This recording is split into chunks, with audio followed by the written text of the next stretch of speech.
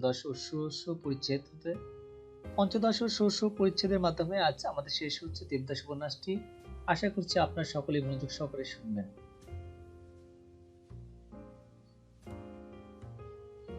আজ 2 বছর হইতে অসুরঝুরি গ্রামে চন্দ্রমুখী বাসা বাঁধিয়াছে।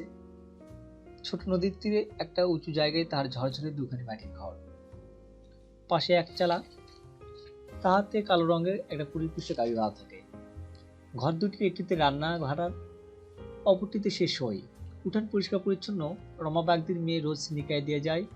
চতুর্দিকে ভেন্ডার বেড়া, মাঝখানে একটা কুল গাছ, তার পাশে তুলসীর ঝাড়, সম্মুখে নদীর ঘাটে লোক লাগাইয়া খেজুর গাছ কাটিয়ে সিঁড়ি তৈরি করিয়া লইয়াছে। সে ভিন্ন এ ঘাট আর কেউ ব্যবহার করে না। বর্ষার সময় দুকুল পুড়িয়া চন্দ্রমুখীর বাটির নিচ পর্যন্ত জল আসে। গ্রামের লোক ব্যগ্র হইয়া কোদাল লইয়া ছুটে আসে, নিচে মাটি ফেলে উঁচু করিয়ে দিয়ে যায়। এই গ্রামে ভদ্রলোকের বাস নাই। চাষা গোয়ালা বাগদি, দুঘর কুলু, আর গ্রামের শেষ ঘর 2 মুচির বাস। চন্দ্রমুখী এই গ্রামে আসিয়া দেবদাসকে সংবাদ দেয়। উত্তরে সে আরো কিছু টাকা পাঠাইয়া দেয়। এই টাকা চন্দ্রমুখী গ্রামের লোককে ধার দেয়। আপদে বিপদে সবাই তার কাছে ছুটিয়া আসে, টাকা লইয়া বাড়ি যায়। চন্দ্রমুখী সুদ লয় না, তার পরিবর্তে কলাটা, মূলাটা, খেতে শাকসবজি তাহারা ইচ্ছা করিয়ে দিয়া যায়। আসলের জন্য কখনো পিড়াপিড়ি করে না। যে দিতে পারে না সে দেয় না। চন্দ্রমুখী হাসিয়া বলে, তোকে আর কখনো দেব না। সে নম্রভাবে বলে, মা ঠাকুরন, আশীর্বাদ করো, এবার যেন ফসল ভালো হয়। চন্দ্রমুখী আশীর্বাদ করে, আবার হয়তো ফসল ভালো হয় না, খাজনার তাগাদা পড়ে, আবার আসিয়া হাত পাতিয়ে দাঁড়ায়। চন্দ্রমুখী আবার দেয়। মনে মনে হাসিয়া বলে, তিনি বাঁচিয়ে থাকুন, আমার টাকার ভাবনা কি। কিন্তু তিনি কোথায়? প্রায় 6 মাস হইল সে কোন সংবাদ পাঠায় নাই। চিঠি লিখলে জবাব আসে না, রেজিস্ট্রি করিয়া দিলেও ফিরিয়া আসে। এক ঘর গয়লাকে চন্দ্রমুখী নিজের বাড়ির কাছে বসে আছে। তার পুত্রের বিবাহে 10.5 গন্ডা টাকা পণ দিয়েছে, একজোড়া নাঙ্গল কিনিয়ে দিয়েছে। তার সপরিবারে চন্দ্রমুখীর আশ্রিত এবং নিতান্ত অনুগত। একদিন সকালবেলা চন্দ্রমুখী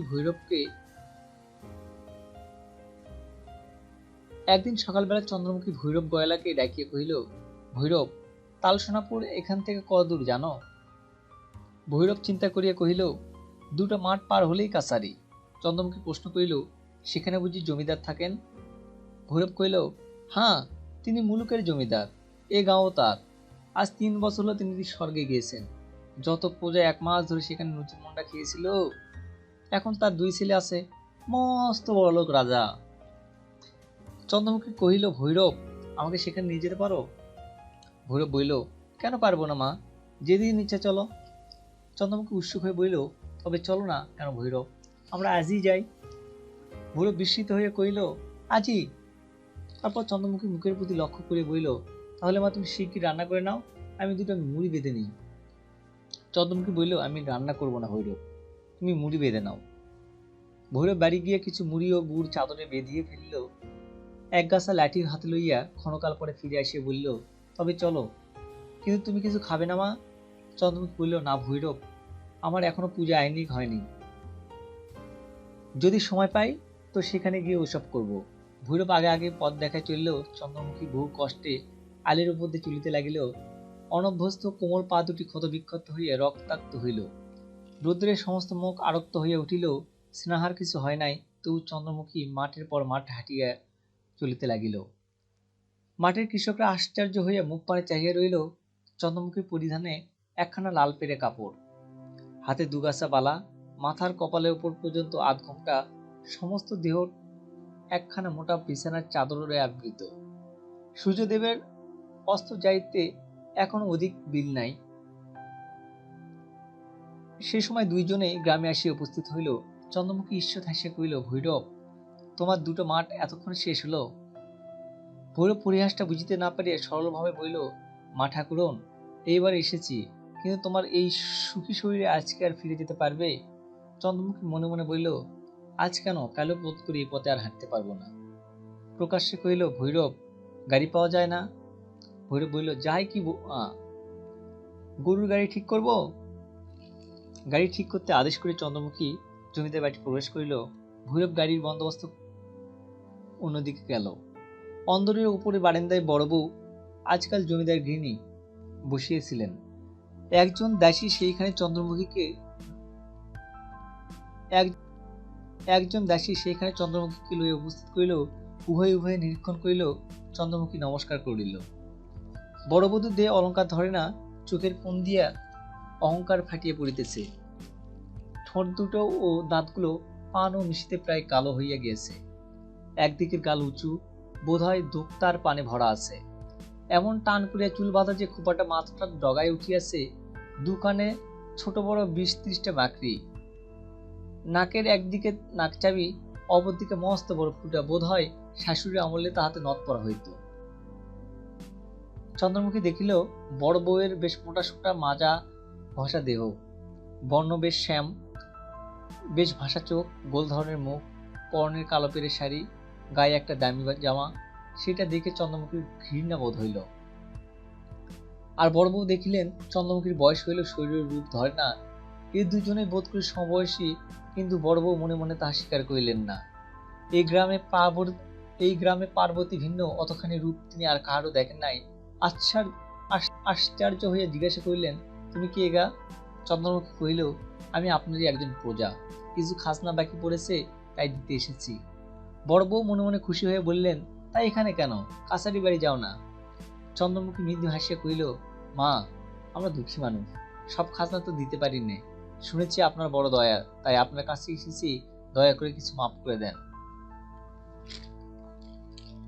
এরূপ কথা বড় বউ জীবনে এই প্রথম শুনিলেন। তার দয়া আছে, খাজনা মাফ করিতে পারেন। কাজেই চন্দ্রমুখী একেবারে প্রিয় পাত্রী হইয়া পড়িল। বড় বউ কহিলেন, তা বাছা, দিনের মতো এমন কত টাকা আমাকে ছাড় দিতে হয়, কত লোক আমাকে ধরে, আমি না বলতে পারি না। এই জন্য কর্তা আমাকে আমার উপর প্রায় প্রায় রাগ করেন। তা তোমার কত টাকা বাকি পড়েছে? বেশি নয় মা, মোটে 2 টাকা, কিন্তু আমাদের কাছে তাই যেন পার্স। সমস্ত দিন আজ পথ চলে এসেছি। বড় বউ কহিলেন, আহা, তোমরা দুঃখী লোক, আমাদের দয়া করাই উচিত। ও বিন্দু, একে বাইরে নিয়ে যা, দেওয়ান মশাইকে আমার নাম করে বলে দে যেন 2 টাকা মাফ করা হয়। তা বাছা, তোমার বাড়ি কোথায়?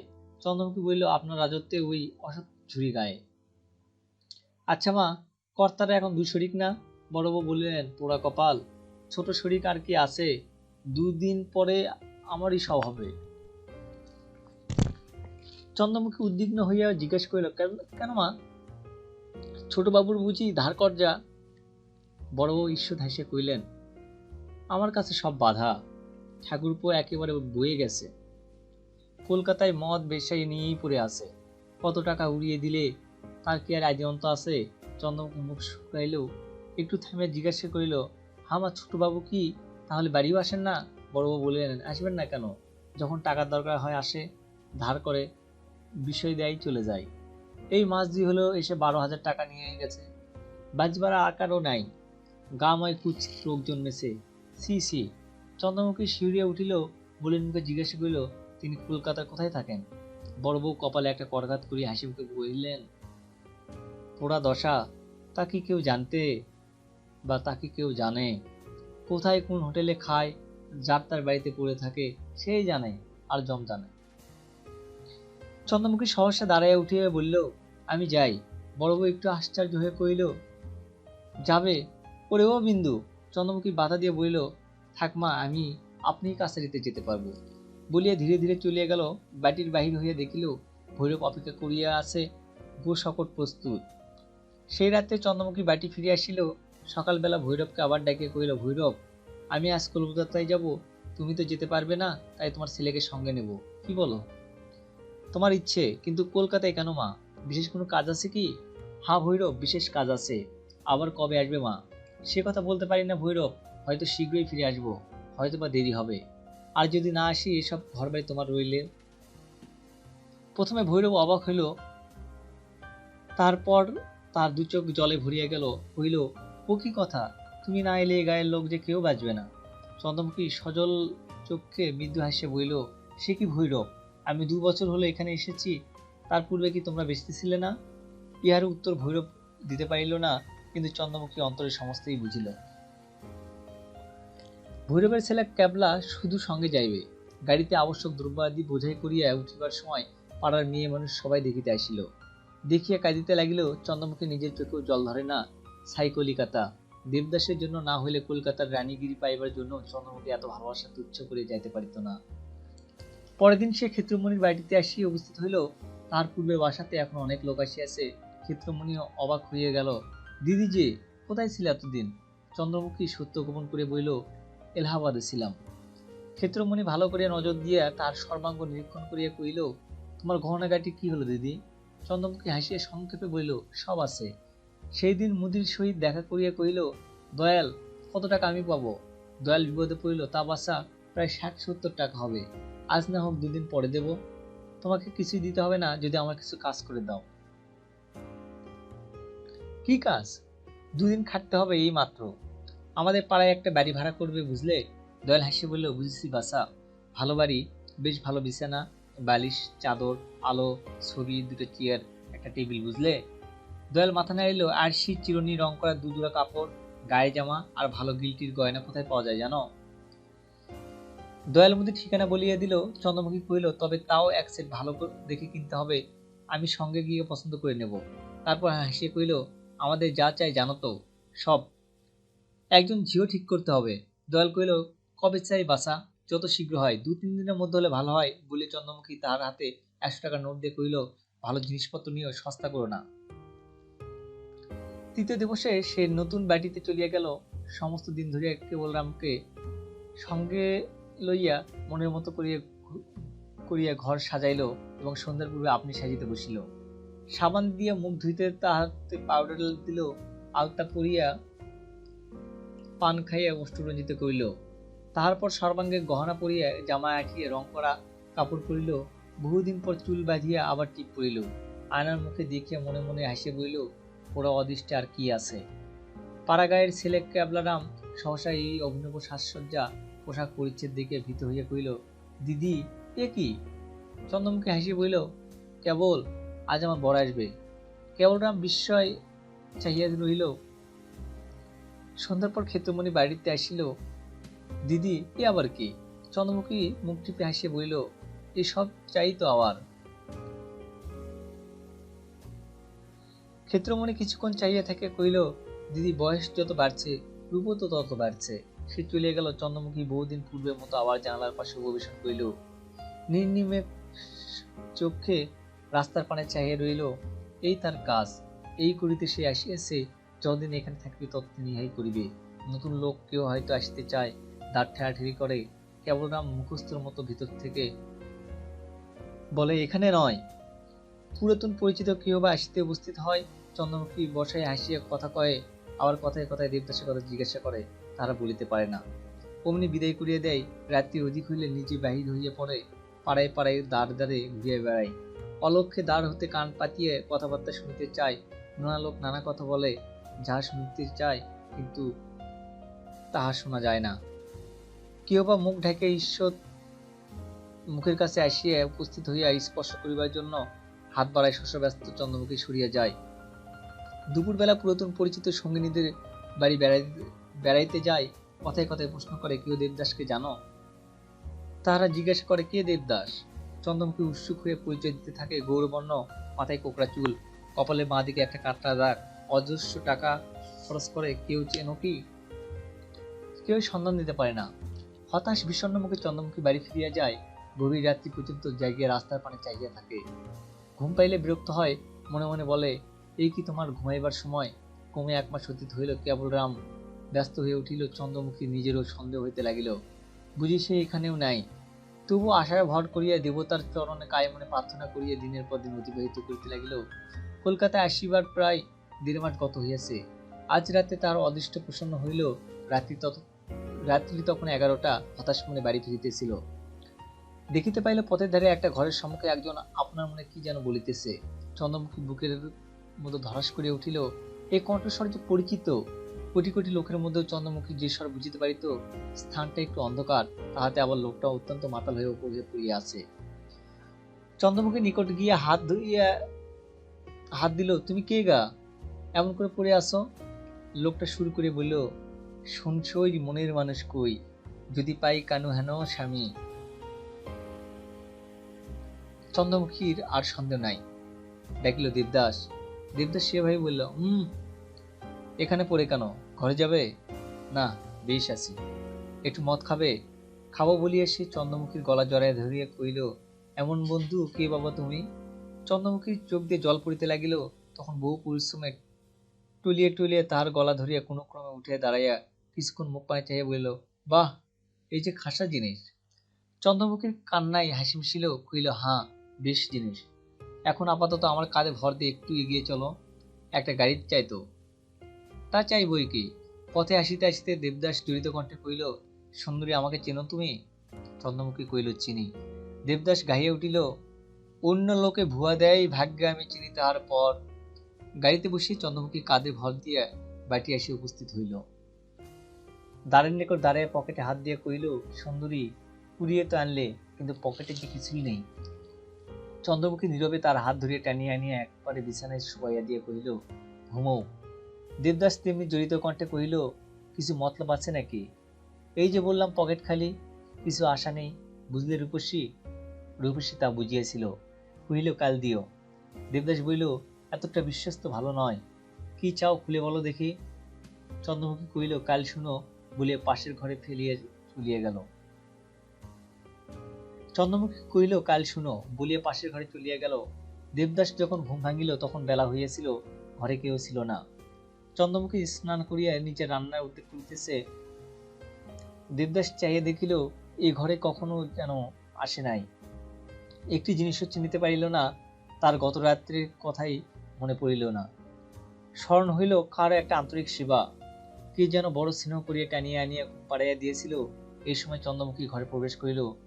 রাত্রের সাজসজ্জা সে অনেকখানি পরিবর্তন করিয়াছিল। গায়ের গহনাগুলি ছিল বটে, কিন্তু পরনে রঙিন কাপড়, কপালে টিপ, মুখে পানের দাগ, এ সকল ছিল না।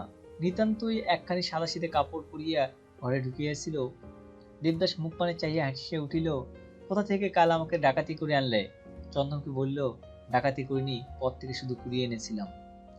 দেবদাস হঠাৎ গম্ভীর হয়ে বলিয়া উঠিল, তা যেন হলো, কিন্তু তোমার আবার এসব কি? কবে এলে? গায়ে যে গয়না ধরে না, দিলে কে?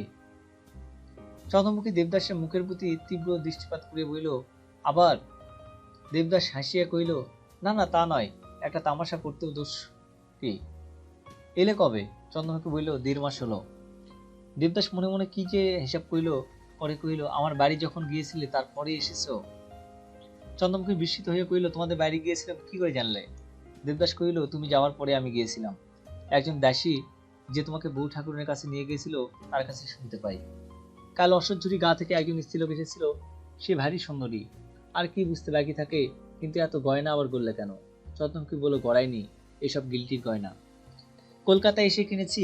তবুও দেখো দেখি, তোমার জন্য আমার কত টাকা বাজে খরচ করতে হলো, অথচ কাল আমাকে তুমি চিনতে পারলে না।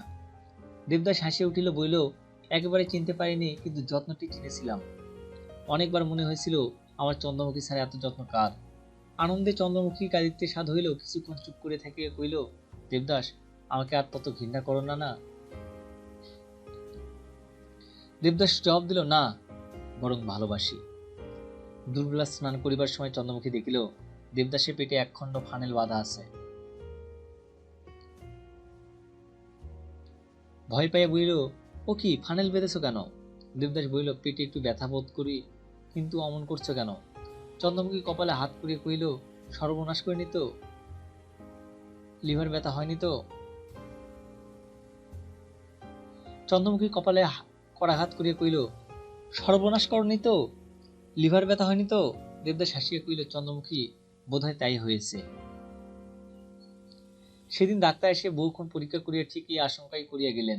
ওষুধ দিলেন এবং জানাইলেন যে যত সাবধানে না থাকিলে বিষম অনিষ্ট করিতে পারে।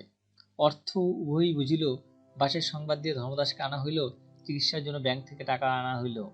2 দিন অমনি গেল, কিন্তু তৃতীয় দিন তাহার জ্বর দেখা দিল। দেবদাস চন্দ্রমুখীকে ডাকিয়া কহিল, খুব সময় এসেছিলে, না হলে হয়তো আর দেখতেই পেতে না। চোখ মুছিয়া চন্দ্রমুখী প্রাণপণে সেবা করিতে লাগিল, যুক্ত করে প্রার্থনা করিল, ভগবান অসময়ে এতখানি কাজে লাগিব এই আশা স্বপ্নেও করি নাই, কিন্তু দেবদাসকে ভালো করিয়া দাও। প্রায় মাসাধিক কাল দেবদাস শয্যায় পড়িয়া রহিল। তারপর ধীরে ধীরে আরোগ্য লাভ করিতে লাগিল। অসুখ তেমন গুরুতর হইতে পারিল না। এই সময়ে একদিন দেবদাস কহিল, চন্দ্রমুখী, তোমার নামটা বড়, সমস্তটা ডাকতে অসুবিধা হয়, একটু ছোট করে নিতে চাই। চন্দ্রমুখী বলিল, বেশ তো। চন্দ্রমুখী কহিল, তবে আজ থেকে তোমাকে বউ বলে ডাকবো। চন্দ্রমুখী হাসিয়া উঠিল, কহিল, তা যেন ডাকলে, কিন্তু এর তো একটা মানে তো থাকা চাই। সব কথা কি মানে থাকে? যদি স্বাদ হয়ে থাকে তাই ডেকো, কিন্তু এই স্বাদ কেন তাও বলবে না। না, কখনো কোনো কারণ জিজ্ঞাসা করতে পারবে না। চন্দ্রমুখী ঘাড় নাড়িয়ে বলল, বেশ তাই হবে। দেবদাস অনেকক্ষণ চুপ করে থেকে হঠাৎ গম্ভীরভাবে প্রশ্ন করিয়া বসিল, আচ্ছা বউ, তুমি আমার কে যে এত প্রাণপণ আমার সেবা করছো? চন্দ্রমুখী লজ্জাবনত বধূ নয়, ও বাকপটু বালিকাও নয়। মুখ পান স্থির শান্ত দৃষ্টি রাখিয়া স্নেহজড়িত কণ্ঠে কহিল, তুমি আমার সর্বস্ব। তাকে আজও বুঝতে পারোনি? দেবদাস দেয়ালের দিকে চাইয়াছিল, সেদিকে দৃষ্টি রাখিয়া ধীরে ধীরে বলিতে লাগিল, তা পেরেছি, কিন্তু তেমন আনন্দ পাইনে। পার্বতীকে কত ভালোবাসি, সেও আমাকে কত ভালোবাসে, কিন্তু তবু কি কষ্ট। অনেক দুঃখ পেয়ে ভেবেছিলাম আর কখনো এই ফাঁদে পা দেব না। ইচ্ছা করে দিওনি, কিন্তু তুমি এমন কেন করলে? জোর করে আমাকে কেন বাঁধলে? বলি আবার কিছুক্ষণ নীরব থাকিয়ে কহিল, বউ, তুমি হয়তো পার্বতীর মতোই কষ্ট পাবে। চন্দ্রমুখী মুখে অঞ্চল দিয়ে সূর্যের এক প্রান্তে নিঃশব্দে বসে রইল। দেবদাস পুনরায় মৃদু কণ্ঠে বলিতে লাগিল, তোমাদের দুজনে কত অমিল, আবার কত মিল। একজন অভিমানিনী উদ্যত, আর একজন কত শান্ত, কত সংযত। সে কিছুই সইতে পারে না। আর তোমার কত সূর্য, কত যশ, কত সুনাম, আর তোমার কত কলঙ্ক। সবাই তাকে কত ভালোবাসে, আর কেউ তোমাকে ভালোবাসে না। তবে আমি ভালোবাসি, বাসি বই কি। বলে মোটা একটা দীর্ঘশ্বাস ফেলিয়া পুনরায় কহিল, পাপ পুণ্যে বিচারকর্তা তোমার কি বিচার করিবেন জানি নে, কিন্তু মৃত্যুর পর যদি আবার মিলন হয়, আমি কখনো তোমার হতে দূরে থাকতে পারবো না। চন্দ্রমুখী নীরবে কাঁদিয়ে বুক ভাসিয়া দিল, মনে মনে প্রার্থনা করিতে লাগিল, ভগবান, কোন কালে কোন জন্মে যদি এই পাপিষ্টের প্রায়শ্চিত্ত হয়, আমাকে যেন এই পুরস্কার দিও। মাস 2 অতিবাহিত হইয়াছে, দেবদাস আরোগ্য লাভ করিয়াছে, কিন্তু শরীর সারে নাই। বায়ু পরিবর্তন আবশ্যক। কাল পশ্চিমে বেড়াইতে যাইবে, সঙ্গে শুধু ধর্মদাস যাইবে। চন্দ্রমুখী ধরিয়া বসিয়াছিল, একজন দাসেরও তো প্রয়োজন, আমাকেও সঙ্গে যেতে হবে। দেবদাস বলিল, ছি, তা হয় না। আর যাই করি এত বড় নির্লজ্জ হতে পারবো না। চন্দ্রমুখী একেবারে মৌন হইয়া গেল। সে অবুঝ নয়, তাই সহজেই বুঝিল। আর যাই হোক, এই জগতে তার সম্মান নাই। তার সংস্পর্শে দেবদাস সুখ পাইবে, সেবা পাইবে, কিন্তু সম্মান পাইবে না। চোখ মুছিয়া কহিল, আবার কবে দেখা পাবো? দেবদাস কহিল, বলতে পারি নে, তবে বেঁচে থাকতে তোমার কোনোদিন ভুলব না। তোমাকে দেখবার তৃষ্ণা আমার কখন মিটবে না। প্রণাম করিয়া চন্দ্রমুখী সরিয়া দাঁড়াইল, চুপি চুপি বলিল, এই আমার যথেষ্ট, এর বেশি আশা করিনি। যাওয়ার সময় দেবদাস আরো 2000 টাকা চন্দ্রমুখী হাতে দিয়া কহিল, রেখে দাও, মানুষের শরীর তো বিশেষ নেই, শেষে তুমি আবার অকুলে ভাসবে। চন্দ্রমুখী ইহাও বুঝিল, তাই হাত পাকিয়ে অর্থ গ্রহণ করিল। চোখ মুছিয়া জিজ্ঞাসা করিল, তুমি একটা কথা আমাকে বলে যাও। দেবদাস মুখ পানে চাহিয়া বলিল, কি? চন্দ্রমুখী কহিল, বড় বউ ঠাকুরন বলেছিলেন তোমার শরীর খারাপ রোগ জন্মেছে, এ কি সত্য? প্রশ্ন শুনে দেবদাস দুঃখিত হইল, কহিল, বড় বউ সব পারেন, কিন্তু তাহলে তুমি জানতে না? আমার কোন কথা তোমার জানা নেই? এই বিষয়ে তুমি যে পার্বতীর চেয়েও বেশি। চন্দ্রমুখী আর একবার চোখ মুছিয়া কহিল, বাস্তু, কিন্তু তবু খুব সাবধানে থেকো, তোমার শরীরে এক মন্দ, তার উপর দেখো কোনোদিন ভুল করে বসো না। প্রত্যুত্তরে দেবদাস শুধু হাসিল, কথা কহিল না। চন্দ্রমুখী কহিল, আর একটি ভিক্ষা, দেহে এতটুকু খারাপ হলেই আমাকে খবর দেবে বলো। দেবদাস তার মুখ পানে চাহিয়া ঘাড় নাড়িয়ে বলিল, দেব বই কি বউ। আর একবার প্রণাম করে চন্দ্রমুখী কাঁদিয়া পক্ষান্তরে পলাইয়া গেল।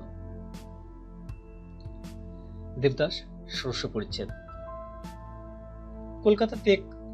কলিকাতা ত্যাগ করিয়া কিছুদিন যখন দেবদাস এলাহাবাদে বাস করিতেছিল, তখন হঠাৎ একদিন চন্দ্রমুখীকে চিঠি লিখিয়াছিল, বউ, মনে করেছিলাম আর কখনো ভালোবাসবো না। একে তো ভালোবেসে শুধু হাতে ফিরে আসাটাই বড় যাতনা, তারপরে আবার নতুন করে ভালোবাসতে যাওয়ার মতো বিড়ম্বনা সংসারে আর নেই। প্রত্যুত্তরে চন্দ্রমুখী কি লিখেছিল তাহাতে আবশ্যক নাই। কলিকাতা ত্যাগ করিয়া কিছুদিন যখন দেবদাস এলাহাবাদে বাস করিতেছিল, তখন হঠাৎ একদিন চন্দ্রমুখীকে চিঠি লিখিয়াছিল, বউ, মনে করেছিলাম আর কখনো ভালোবাসবো না।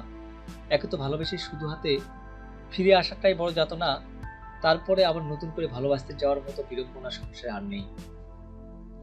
প্রত্যুত্তরে চন্দ্রমুখী কি লিখেছিল তাহাতে আবশ্যক নাই, কিন্তু এই সময়টাই দেবদাসের কেবল মনে হইত সে একেবারে এলে হয় না।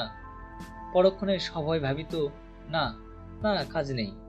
কোনোদিন পার্বতী যদি জানতে পারে, এমনি করে আবার একবার পার্বতী একবার চন্দ্রমুখী তার হৃদয় রাজ্যে বাস করিতেছিল। কখনো বা দুজনেই মুখই পাশাপাশি তার হৃদয় পটে ভাসে উঠিত, যেন উভয়ের কত ভাব মনের মাঝে দুজনের পাশাপাশি বিরাজ করিত। কোনদিন বা অত্যন্ত আকস্মাৎ মনে হইত তাহারা দুজনেই যেন ঘুমিয়ে পড়িয়াছে।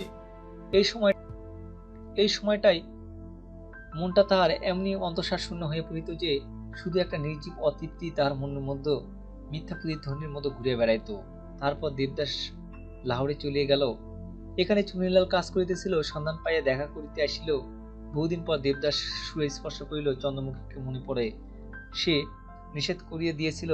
মনে হয় তার কত বুদ্ধি, সে কত শান্ত ধীর, আর তার কত স্নেহ।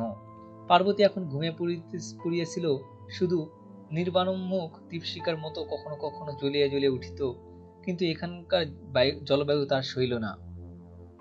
মাঝে মাঝে অসুখ হয়, পেটের কাছে আবার যেন ব্যথা বোধ হয়। ধর্মদাস একদিন কাঁদো কাঁদো হয়ে বলিল, দেবতা, তোমার শরীর আবার খারাপ হচ্ছে, আর কোথাও চলো। দেবদাস অন্যমনস্ক জবাব দিল, চল যাই। দেবদাস প্রায় বাসাতে মদ খায় না। চুনিলাল আসিলে কোনোদিন খায়, কোনোদিন বাহির হয়ে চলিয়া যায়।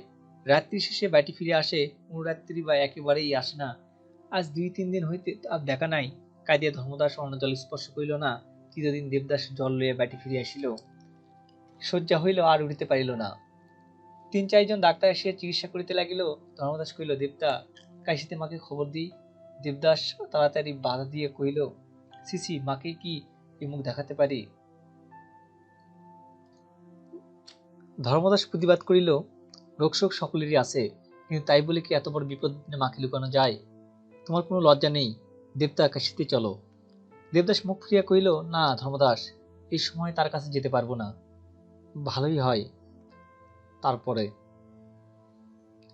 ধর্মদাস একেবারে মনে করিল চন্দ্রমুখীর উল্লেখ করে, কিন্তু নিজে তাহাকে এত ঘৃণা করিত যে তার মুখ মণিপুরের মাতৃ চুপ করিয়া রহিল। দেবদাসের নিজেরও অনেকবার এ কথা মনে হইত, কিন্তু কোনো কথা বলিতে ইচ্ছে করিত না, সুতরাং কেহই আসিল না। তারপরে অনেকদিন সে ধীরে ধীরে আরোগ্য লাভ করিতে লাগিল। একদিন সে উঠিয়া বসিয়া বলিল, চল ধর্মদাস, এবার আর কোথাও যাই। আর কোথাও গিয়ে কাজ নেই ভাই, হয় বাড়ি চলো, না হয় মায়ের কাছে চলো। জিনিসপত্র বাঁধিয়া চুনিলালের নিকট বিদায় লইয়া দেবদাস আবার ইলাহাবাদে আসিয়া উপস্থিত হইল। শরীরটা অনেকটা ভালো। কিছুদিন থাকিবার পর একদিন দেবদাস কহিল, ধর্ম কোনো নতুন জায়গায় গেলে হয় না? কখনো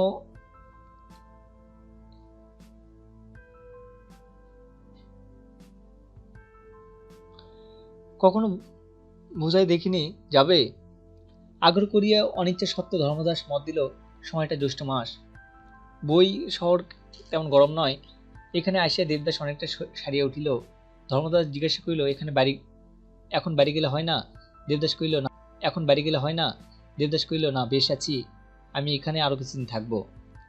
1 বছর অতিবাহিত হইয়া গিয়াছে। ভাদ্র মাসের সকালবেলায় একদিন দেবদাস ধর্মদাসের কাঁধে ভর দিয়া বই হাসপাতাল হইতে বাহির হইয়া গাড়িতে আসি বসিল।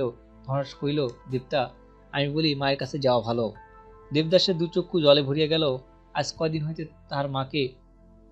হইতে মাকে তাহার কেবল মনে পড়িতেছিল। হাসপাতালে পড়িয়া যখন তখন এই কথাই ভাবিয়াছে। এই সংসার তাহার সবই আছে, অথচ কেহই নাই। তার মা আছেন, বড় ভাই আছেন, ভগিনীর অধিক পার্বতী আছে, চন্দ্রমুখীও আছে, তার সবাই আছে, কিন্তু সে আর কাহারই নাই। ধর্মদাস কাঁদিতেছিল, কহিল, তাহলে দাদা, মায়ের কাছে যাওয়া স্থির? দেবদাস মুখ ফিরাইয়া অশ্রু মুছিল, বলিল, না ধর্মদাস, মাকে মুখ দেখাতে ইচ্ছা হয় না। আমার এখনো বোধ করি সে সময় আসেনি। বৃদ্ধ ধর্মদাস হাউ হাউ করে কাঁদিয়া বলিল, দাদা, এখনো যে মা বেঁচে আছেন, কথাটাই কতখানি যে প্রকাশ করিল তা অন্তর্গুহী অনুভব করিল। দেবদাসের অবস্থা অত্যন্ত মন্দ হইয়াছে। সমস্ত পেট পিলিয়া, লিভার পরিপূর্ণ, তার উপর জ্বর, কাশি, রং গাঢ় কৃষ্ণবর্ণ, দেহ অস্থি চর্মসার, চোখ একেবারে ঢুকিয়া গিয়াছে। শুধু একটা অস্বাভাবিক উজ্জ্বলতা চকচক করিতেছে। মাথার চুলগুলো রুক্ষ। রিজু চেষ্টা করিল, বোধহয় গুনিতে পারা যায়। হাতের আঙ্গুলগুলো পানে চাহিল, ভিন্ন বোধ হয়, একে শীর্ণ, তাহাতে আবার কুৎসিত ব্যাধির তাকে দুষ্ট। স্টেশনে আসিয়া জিজ্ঞাসা করিল, কোথাকার টিকিট কাটবো দেবদা? দেবদাস ভাবিয়া চিন্তা কহিল, চল বাড়ি যাই, তারপরে সব হবে। গাড়ির সময় হইলে তাহারা হুগলির টিকিট কিনিয়া চাপিয়া বসিল। ধর্মদাস দেবদাসের নিকটেই রহিল। সন্ধ্যার পূর্বে দেবদাস চোখ জ্বালা করিয়ে আবার জড়াইছিল। ধর্মদাসকে ডাকিয়ে কহিল, ধর্মদাস, আজ মনে হচ্ছে বাড়ির পৌঁছানো কঠিন হবে। ধর্মদাস সভয়ে কহিল, কেন দাদা? দেবদাস হাসিবার চেষ্টা করিয়া শুধু বলিল, আবার যে জ্বর হলো ধর্মদাস। কাশির পথ যখন পার হয়ে গেল, দেবদাস তখন জ্বরে অচেতন। পাটনার কাছাকাছি তার হুঁশ হইল, কহিল, তাই তো ধর্মদাস, মায়ের কাছে যাওয়া সত্যি আর ঘটল না। ধর্মদাস কহিল, চলো দাদা, আমরা পাটনায় নেমে গিয়ে ডাক্তার দেখাই। উত্তরে দেবদাস বলল, না থাক, আমরা বাড়ি যাই, চল। গাড়ি যখন পান্ডু স্টেশনে এসে উপস্থিত হইল, তখন ভোর হইতেছে। সারা রাত্রি বৃষ্টি হয়েছিল, এখন থামিয়াছে। দেবদাস উঠে দাঁড়াইল, নিচে ধর্মদাস নিদ্রিত। ধীরে ধীরে একবার তাহার ললাটি স্পর্শ করিল, লজ্জায় তাহাকে জাগাইতে পারিল না। তারপর দ্বার খুলে আস্তে আস্তে বাহির হয়ে পড়িল। গাড়ির সূত্র ধর্মদাসকে লইয়া চলিয়া গেল। কাঁপিতে কাঁপিতে দেবদাস স্টেশনে বাহির হইয়া আসিল।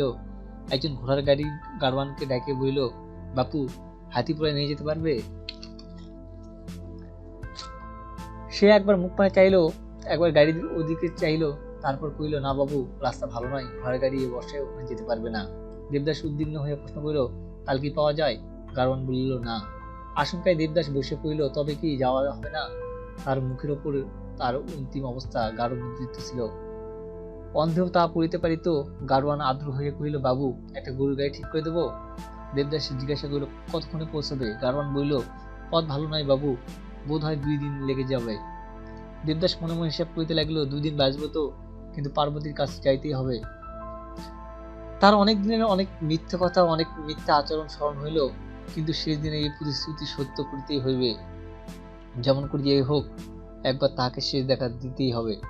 কিন্তু এই জীবনে মেয়াদ যে আর বেশি বাকি নাই।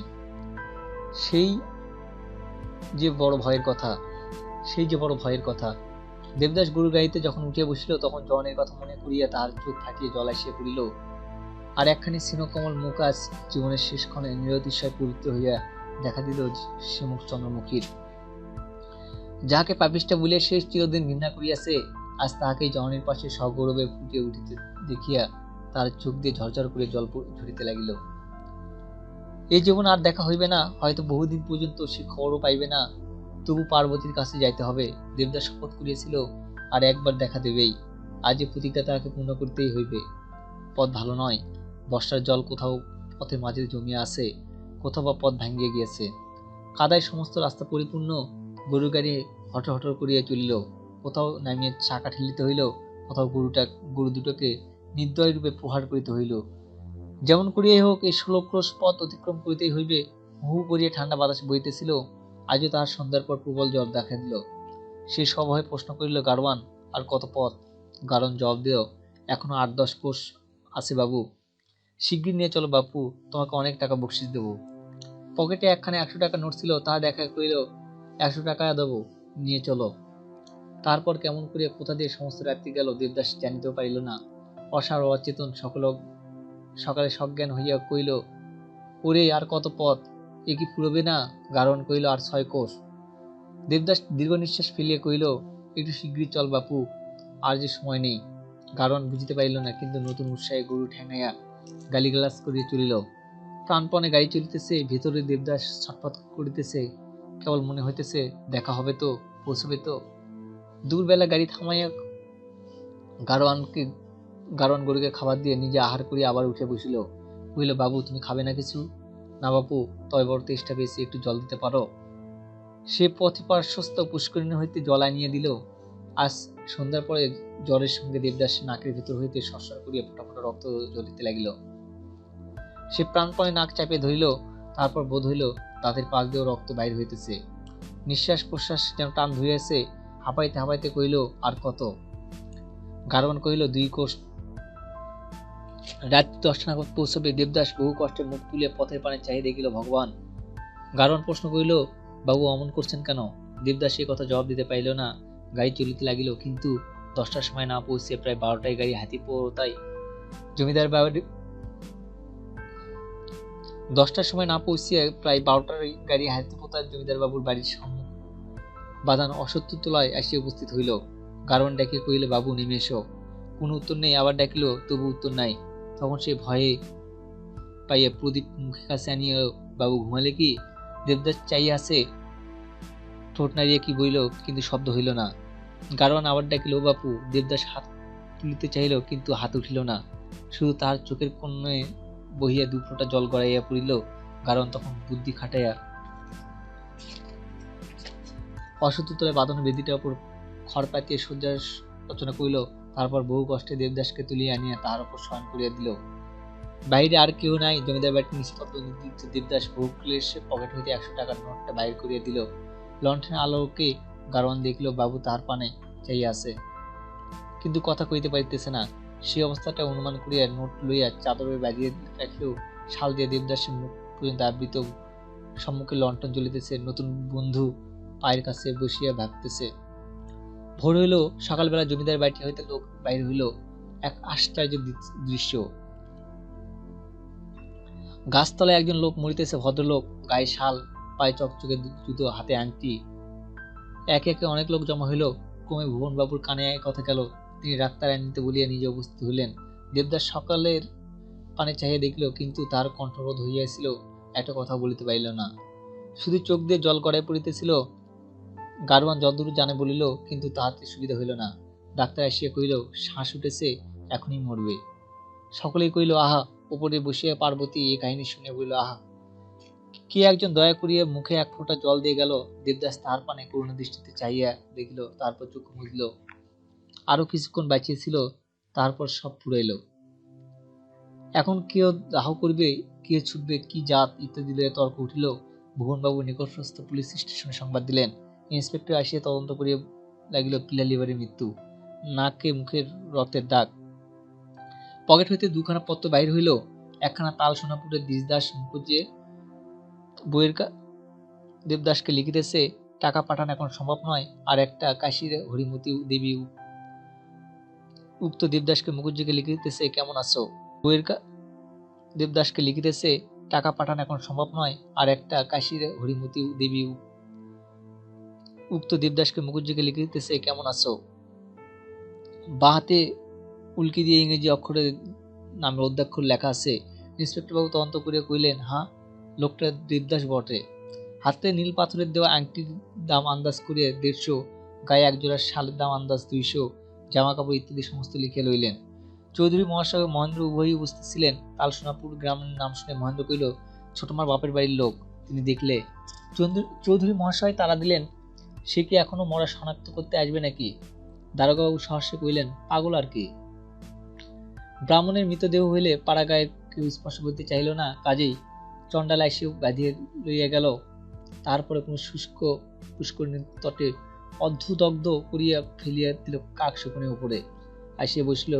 শৃগাল কুকুর শবদেহ লইয়া কলহ করিতে প্রবৃত্ত হইল। তবুও যে শুনিল, সে কহিল, আহা। দাসী চাকর বলা বলি করিতে লাগিল, আহা ভদ্রলোক, বড় লোক, 200 টাকা দামের শাল, 200 টাকা দামের আংটি, এসব এখন দারোগার জিম্মায় আছে। পত্র দুখানা তিনি দেখিয়াছেন। খবরটা সকলেই পার্বতীর কানে গিয়েছিল বটে, কিন্তু কোনো বিষয়ে আজকাল সে মনোনিবেশ করিতে পারিত না বলিয়া ব্যাপারটা সে ঠিক বুঝতে পারে নাই। কিন্তু সকলের মুখে যখন ওই কথা, তখন পার্বতী বিশেষ করে শুনিতে পাইয়া সন্ধ্যার পূর্বে একজন দাসীকে ডাকিয়া কহিল, কি হয়েছিলাম, কি মরেছে। দাসী কহিল, আহা, কেউ তা জানে না মা। পূর্বজন্মের মাটি কিনা ছিল, তাই মরতে এসেছিল। শীতে হিমের সেই রাত্রি থেকে পড়েছিল, আর বেলা 9টার সময় মরছে। পার্বতী দীর্ঘ নিঃশ্বাস ফেলে জিজ্ঞাসা করিল, তাকে কিছু জানা গেল না। দাসী বলিল, মহেনবাবু সব জানেন, আমি অত জানি নে। মহেন্দ্রকে ডাকিয়া আনা হইল। সে কহিল, তোমাদের দেশের দেবদাস মুখুজ্জে।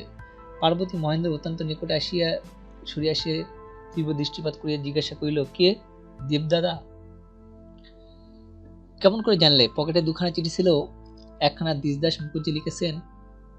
পার্বতী বাধা দিয়ে কহিল, হ্যাঁ, তার বড় দাদা। আর একখানা কাশীর হরিমতি দেবী লিখেছেন, হ্যাঁ, তিনি তার মা। হাতের উপর উল্কি দিয়ে নাম লেখা ছিল। পার্বতী কহিল, হ্যাঁ, কলকাতা থেকে প্রথম লিখেছিলেন বটে। একটা নীল রঙের আংটি পৈতার সময় জ্যাঠামশাই দিয়েছিলেন। আমি যাই বলিতে বলিতে পার্বতী ছুটিয়া নামিয়া পড়িল। মহেন্দ্র হতবুদ্ধি কহিল, ও মা, কোথায় যাও? দেবদার কাছে। সে তো আর নেই, ডমে নিয়ে গেছে। ও গো মা গো বলিয়া কাঁদিতে কাঁদিতে পার্বতী ছুটিল। মহেন্দ্র ছুটিয়া সম্মুখে আসিয়া বাধা দিয়ে বলিল, তুমি কি পাগল হলে মা? কোথা যাবে? পার্বতী মহেন্দ্র পানে তীব্র কটাক্ষ করিয়া কহিল, মহেন, আমাকে কি সত্যি পাগল পেলে? পথ ছাড়ো। তার চোখের পানে চাইয়া মহেন্দ্র পথ ছাড়িয়া নিঃশব্দে পিছনে পিছনে চলিল। পার্বতী বাহির হয়ে গেল। বাহিরে তখন নায়েব গোমস্তা কাজ করিতেছিল। তারা চাহিয়া দেখিল চৌধুরী মহাশয় চশমার উপর দিয়ে চাহিয়া কহিলেন, যায় কে? মহেন্দ্র বলিল, ছোট মা। সে কি, কোথায় যায়? মহেন্দ্র বলিল, দেবদাসকে দেখতে। ভুবন চৌধুরী চিৎকার করে উঠলেন, তোরা কি সব খেপে গেলি? ধর ধর, ধরে আনো ওকে, পাগল হয়েছে। ও মহেন, ও কোনে বউ। তারপর দাসী চাকর মিলিয়া ধরাধরি করে পার্বতীর মূর্ছিত দেহটা আনিয়া আনিয়া বাড়ির ভিতর লইয়া গেল। পরের দিন তার মূর্ছা ভঙ্গ হইল, কিন্তু সে কোনো কথা কহিল না। একজন দাসীকে ডাকিয়ে শুধু জিজ্ঞাসা করিল, রাত্রিতে এসেছিলেন? না, সমস্ত রাত্রি। তারপর পার্বতী চুপ করে রহিল। এখন এতদিনে পার্বতীর কি হয়েছে, কেমন আছে জানে না, সংবাদ লইতেও ইচ্ছা করে না। শুধু দেবদাসের জন্য বড় কষ্ট হয়। তোমরা যে কেহ এই কাহিনী পড়িবে হয়তো আমার মতোই দুঃখ পাইবে। তবু যদি কখনো দেবদাসের মতো এমন হতভাগ্য অসংযমী পাপিষ্ঠের সহিত পরিচয় ঘটে, তাহার জন্য একটু প্রার্থনা করিও। আর যাই হোক, যেন তাহার মতো এমন করিয়া কাহারও মৃত্যু না ঘটে। মরণেরও ক্ষতি নাই, কিন্তু শেষ সময় যদি একটি স্নেহকর স্পর্শ তার ললাটে পৌঁছে, যেন একটিও পূর্ণাদ্র স্নেহময় মুখ দেখতে এই জীবনে অন্ত হয়। মরিবার সময় যেন কাহারও এক ফোঁটা চোখের জল দেখিয়া সে মরিতে পারে। ধন্যবাদ। ষোড়শ পরিচ্ছেদে বাদবে শেষ হলো আমাদের দেবদাস উপন্যাস। আপনারা যারা আমাদের সাথে ছিলেন, আপনাদের প্রতি আমি অত্যন্ত কৃতজ্ঞ। আশা করব আমাদের পরবর্তী গল্পগুলোতে আপনারা আমাদের পাশে থাকবেন এবং আপনাদেরকে আমি যেন নতুন নতুন গল্প উপহার দিতে পারি, সেই দোয়া আপনাদের কাছে চাই। এই নিয়ে আমি আমার গল্প শেষ করছি।